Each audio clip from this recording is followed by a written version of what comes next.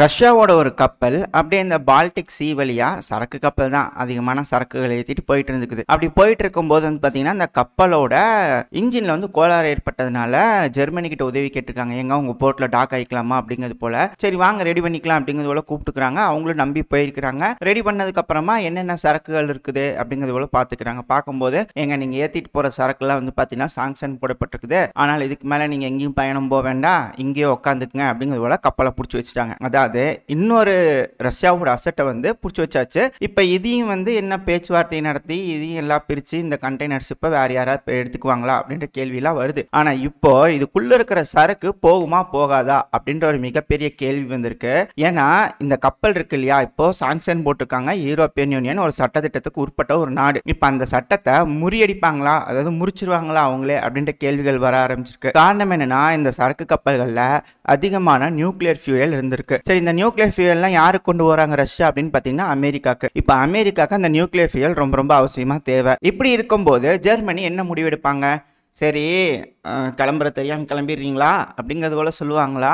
அப்படி இல்லைன்னா சரிப்பா இந்த ஒன்றுக்கு மட்டும் ஏதோ ரிப்பேர் ஆயிடுச்சுன்னு வந்தீங்க கிளம்பிங்க ஓகேவா அவ்வளோதான் அப்படிங்கிறது போல அனுப்பிச்சு விட்ருவாங்களா? இல்லை அந்த கப்பல் என்ன மாயமாக போயிருமா, போர்ட்டில் நிப்பாட்டி வச்சுருந்தா திரும்பி பார்க்கும்போது காணாமல் போயிடுச்சு அப்படின்றாங்களா? இல்லை சட்டத்திட்டத்தெல்லாம் முறியடிச்சுட்டு இது அமெரிக்காவுக்கு தேவைப்படுது அதனால் நீங்கள் மட்டும் கொண்டு போங்க அப்படிங்கிறத சொல்லிடுவாங்களா? என்ன நடக்க போகுது? இந்த யூரோப்பியன் யூனியன் அதுவும் முக்கியமாக ஜெர்மனி என்ன செய்ய போகிறாங்க அப்படிங்கிறது பார்ப்போம். இது என்னடா சோதனை புதுசாக ஜெர்மனிக்கு வந்திருக்கு அப்படிங்கிறது போல இருக்குது. இப்போ எல்லா நாடுகளும் அதிகமான பணத்தை செலவு பண்ணிக்கிறாங்க உக்ரைனுக்காக. இப்போ எக்கனாமிலாம் திரும்ப ரெக்கவர் பண்ணணும்னா ரஷ்யாவோட அசட்டை ஃப்ரோஸ் பண்ணியிருக்காங்க. எல்லாத்தோட பார்வையும் அதுக்கு தான் இருக்கு. இப்போ பல நாடுகளும் அந்த அசட்டை எப்படியா ஃப்ரோஸ் பண்ணி பிரச்சனை இல்லாமல் உக்ரைனுக்கு கொடுக்கணும், இல்லை அவங்க பயன்படுத்திக்கணும் அப்படிங்கிறதோட யோசிச்சுட்டு இருக்காங்க. ஸோ அதனால ஹேக்ல வந்து பாத்தீங்கன்னா 44 நாடுகள் வந்து கையெழுத்து போட்டிருக்காங்க. ஒரு சிறப்பான ஒரு நீதிமன்றம் வந்து உருவாக்கி உக்ரைனுக்கு வந்து நீதி கிடைக்கணும். ஏன்னா உக்ரைன்ல வந்து அக்ரஷன் காமிச்சிட்டு இருக்காங்க. ரஷ்யா வந்து அவங்களோட ஆக்ரோஷத்தை காமிச்சு சில பகுதியெல்லாம் பிடிச்சி வச்சுக்கிறாங்க இல்லையா?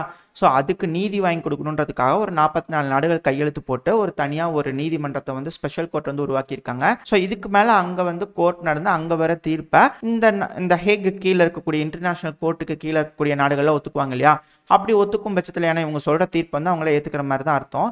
அப்படி இருக்கும் பட்சத்தில் அது லீகல் ஆயிரும் அப்படிங்கிறதோட சொல்லப்பட்டு வருது. அப்படி நடக்கக்கூடாதுன்றதுக்காக ரஷ்யாவுக்கு ஆதரவாக இருக்கக்கூடிய நாடுகள்லாம் கண்டனம் தெரிவிச்சுட்டு இருக்காங்க அப்படிங்கிறதோட சொல்லப்பட்டு வருது. சரி, ஏன் இதுக்கு வந்து இவ்வளவு ஹெசிடேஷன், இந்த அளவுக்கு வந்து சட்ட ரீதியான போராட்டங்கள் வழியாக போயிட்டு இருக்காங்க அப்படிங்கிறது போல கேள்வி வருது இல்லையா? இப்போ தனிப்பட்ட நாடு, ஒரு நாடு இப்போ பிரான்ஸ் முடிவெடுத்து இதை செஞ்சுட்டாங்க அப்படின்னா இப்போ பிரான்ஸ்ல வந்து இன்வெஸ்ட்மெண்ட் கம்மியாயிரும். பிரான்ஸை யாரும் நம்ப மாட்டாங்க. இதுக்கு மேலே அவங்களோட பணமும் சரி, அதாவது இதுக்கு மேலே யூரோப்பியன் யூனியன் யாருமே நம்ப போறதில்ல. அவங்களோட வர்த்தகம் செய்ய மாட்டாங்க. இதனால ஏகப்பட்ட இழப்பு யூரோப்பியன் யூனியனுக்கு வரும்.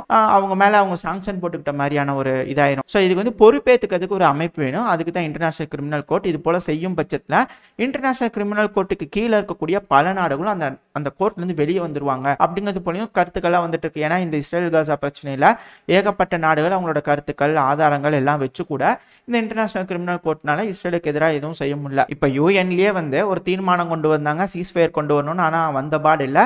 இஸ்ரேல் தொடர்ந்து தாக்குதல் பண்ணிட்டு தான் இருக்கிறாங்க. இதனால இப்போ வேர்ல்டு கிச்சன் இருக்கக்கூடிய நபர்கள் கூட இறந்துருக்கிறாங்க. இதெல்லாம் எப்படிங்க, என்ன மாதிரியான தாக்குதலுங்க அப்படிங்கிறதோட பலரும் கேள்வி கேட்குறாங்க.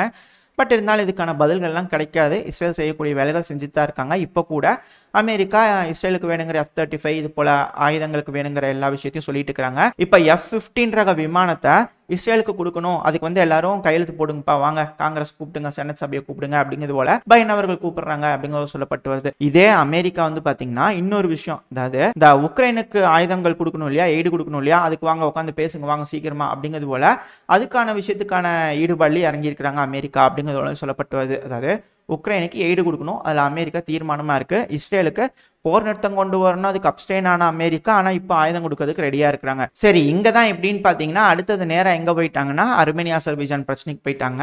அமெரிக்காவோட ஆண்டனி பிளிங்கன் அவர்கள் செக்ரட்டரி ஆஃப் ஸ்டேட் இருக்கிறார் இல்லையா, அவர் வந்து ஒரு விஷயம் சொல்லிக்கிறாங்க. ஏங்க நாங்களும் அர்மேனியாவும் கூடி பேசுறதும் உங்களுக்கு எதிரான முடிவுகள் எடுக்கிறதுக்கெல்லாம் கிடையாதுங்க அப்படிங்கிறது போல யார் அமெரிக்காவோட ஆண்டனி பிளிங்கன் அவர்கள் சொல்லியிருக்கிறாரு. ஆக மொத்தம் அங்கே ஒரு மீட்டிங் நடந்துட்டு இருக்கு அப்படிங்கிறது புரிஞ்சுக்கலாம். அர்மேனியாவும் தயாராகிட்டு இருக்காங்க. அவங்களோட ஆயுதங்கள் மூவ்மெண்ட்ஸ்லாம் வச்சு பார்க்கும்போது புரிஞ்சுக்க முடியுது இங்கே எதுவும் நடக்குமா அப்படிங்கிறது போல. ஏன்னா அசர்பைஜான் இஸ்ரேலுக்கு ஆதரவாக இருக்கிறாங்க. அசர்பைஜான்ல இருந்து அதிகமான விஷயங்கள் இஸ்ரேலுக்கு போயிட்டு இருக்கு. இப்போ இஸ்ரேலில் பிரச்சனை நடந்துட்டு இருக்கு. இதுக்கு ஆதரவாக அமெரிக்கா இருக்கிறாங்க. ஸோ கணக்குப்படி இவங்கெல்லாம் ஒன்றா இருக்கணும். ஆனால் இந்த இடத்துல அர்மேனியாவுக்கு ஆதரவாக அமெரிக்கா இருக்கிறாங்க. ஸோ இங்கே தான் ஜியோ பாலிட்டிக்ஸ் இருக்கு. இப்போ அசர்பைஜானுக்கு ஆதரவாக ரஷ்யா நிற்பாங்களா அப்படின்ற ஒரு கேள்வி வருது. ஆனால் இங்கே தான் அர்மேனியாவுக்கு வந்து பார்த்தீங்கன்னா ஆதரவாக கீழே இருக்கக்கூடிய ஈரானும் இருந்தாங்க அப்படின்னு சொல்லப்பட்டு வருது. இப்போ இங்கே தான் முடிவுகள் மாறுமா அப்படின்ற போல கேள்வி வருது. ஏன்னா இப்போ ஈரான் அசர்பைஜானுக்கு ஆதரவாக போயிட்டாங்கன்னா அசர்பைஜானும் ஈரானும் ஒரு நல்ல உறவுக்குள்ள வந்துட்டாங்க அப்படின்னா இதுக்கு மேலே இஸ்ரேலுக்கு வேணுங்கிற சில விஷயங்கள் ஈரானில் ஏதாவது சாதிக்கணும்னா அதுக்கு இஸ்ரேலுக்கு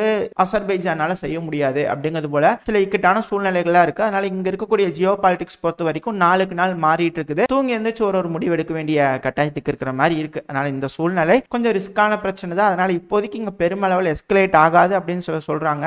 ஆனா இது தீர்மானம் வரும் பட்சத்துல இது ஒரு பொசிஷன் எடுத்துட்டாங்க அப்படின்னா உடனடியாக இங்க ஒரு பிரச்சனை வந்துடும் அப்படின்னு சொல்றாங்க. சோ இருதரப்புல சொல்றது உங்ககிட்ட சொல்லிக்கிறேன். இங்க பிரச்சனை வருமா வராதா நீங்க என்ன நினைக்கிறீங்கன்றத மறக்காம கமெண்ட் செக்ஷன்ல சொல்லுங்க. ஆனா ரஷ்யா தரப்புல இருந்து ஒரு ட்ரைலேட்டரல் மீட்டிங் வந்து இங்க ஃபார்ம் பண்ணிக்கிறாங்க. இந்த இடத்துல அர்மேனியா, ரஷ்யா, அசர்பைஜான் இவங்க 3 பேர் உட்காந்து பேச போறாங்க. இந்த அசர்பைஜான் அர்மேனியா பிரச்சனையா இந்த இடத்துல சுமூகமா தீர்த்துக்குவாங்களா? ஏன்னா இந்த பிராந்தியத்துல ஒரு பிரச்சனை வரும் பட்சத்துல ஈரானுக்கும் ரஷ்யாவுக்கும் தான் மிகப்பெரிய பாதிப்பா இருக்கும். அதனால இவங்க ஒரு இனிஷியேட்டிவ் எடுத்து பேசுறாங்க அப்படிங்கிறது சொல்லப்பட்டு வருது.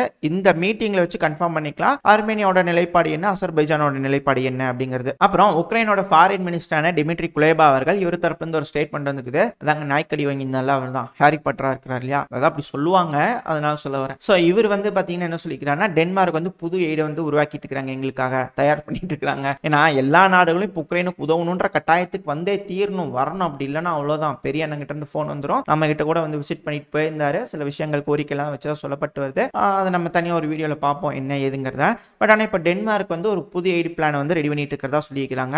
அதுக்கப்புறம் இவர்கிட்டயே இருந்து ஒரு ஸ்டேட்மெண்ட்ஸ் வருது, ஏங்க எல்லா பேட்ரியட் ஃபர்ஸ்ட் எங்களுக்கு கொடுங்க அப்படிங்கிறத கேட்டுக்கிறாங்க. இவர் இப்படி கேட்டோன்னு எல்லாரும் ஓடோடி வந்து கொடுத்துருவாங்களா அப்படிங்கிறத பொறுத்து வந்து பார்ப்போம். அப்புறம் பின்லாண்டோட அதிபரான அலெக்சாண்டர் ஸ்டப் அவர்கள் இவர் உக்ரைனுக்கு வந்துக்கிறாரு. உக்ரைனோட கேபிட்டலான கியூவுக்கு வந்து ஜெலன்ஸ்கி அவர்களை மீட் பண்ணி பேசி எல்லாம் பண்ணி செக்யூரிட்டி கேரண்டி கொடுக்கறதுக்கான அந்த ஒப்பந்தத்தெல்லாம் கையெழுத்து போட்டுருக்காங்க. பல நாடுகளும் தனித்தனியாக வந்து இது போல செக்யூரிட்டி கேரண்டி போடுறாங்க. இதை வச்சு தான் நம்ம சொன்னோம் உக்ரைன் தனித்தனியாக ஒரு பகுதியாக பிரிஞ்சு அந்தந்த ஒரு பகுதிக்கு ஒரு நாடுகள் பொறுப்பேற்றுக்குவாங்க அப்படிங்கிறது போல அனலிஸ்ட் தரப்பு சொல்லிட்டு இருக்காங்க. ஸோ அது மேலும் உறுதி செய்யும் விதத்தில் இப்போ பின்லாந்து அந்த வரிசையில் வந்து சேர்ந்துக்கிறாங்க அப்படிங்கிறத சொல்லப்பட்டு வருது. அப்புறம் இவர்கிட்ட கேட்டிருக்காங்க, ஏங்க நீங்க உக்ரைனுக்கு வந்து ராணுவத்தை அனுப்புவீங்களா அப்படின்னு. அதுக்கு இவர் என்ன சொல்லியிருக்கிறார் அப்படின்னா இப்போதைக்கு அதுக்கான தேவை இல்லைங்க அப்படிங்கிறது போல இவர் சொல்லிட்டு போயிட்டார். அப்போ தேவைப்படும் பட்சத்தில் அனுப்பிடுவீங்களா அப்படிங்கிறது போல ஒரு கேள்வி வருதா இல்லையா? அப்போ எல்லாரும் தயாராக தான் இருக்காங்க அப்படிங்கிறது புரிஞ்சுக்க முடியுது. அப்புறம் உக்ரைனோட ஃபாரின் மினிஸ்டரான டிமிட்ரி குலேபா அவர்கள் இவர்கிட்ட இருந்து ஒரு ஸ்டேட்மெண்ட் வந்திருக்குது. என்ன சொல்லியிருக்கிறார் அப்படின்னா ஹங்கேரியோட பேச்சுவார்த்தை நடந்துட்டு இருக்கு, அது கன்ஸ்ட்ரக்டிவான ப்ராக்ரஸ் கிடைக்குதுங்க அப்படிங்கிறத சொல்லப்பட்டு வருது. காரணம் என்ன, சமீபத்தில் இது என்னோட ஒரு தனிப்பட்ட கருத்து.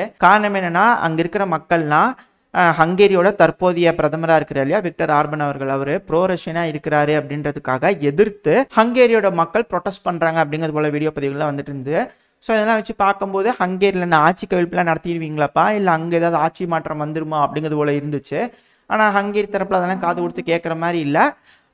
இப்போ வந்து பார்த்தீங்கன்னா டிமிட்ரி குலேபா அவர்கள்கிட்ட இருந்து இப்படி ஒரு ஸ்டேட்மெண்ட் வரும்போது ஒரு வேளாங்க மனமாற்றம் நடந்திருக்குமோ அப்படின்ற ஒரு கேள்வி வருது. இதோட இந்த பதிவை நம்ம முடிச்சுக்குவோம். இந்த பதிவு எப்படி இருந்துச்சு, உங்களுக்கு பிடிச்சிருக்கா? பிடிச்சுனா லைக் பண்ணிட்டு உங்கள் ஃப்ரெண்ட்ஸ் அண்ட் ஃபேமிலியோட ஷேர் பண்ணிக்கோங்க. அது கூடவே மறக்காம இந்த பதிவு பற்றின உங்களோட கருத்துக்களை கமெண்ட் செக்ஷனில் சொல்லுங்கள்.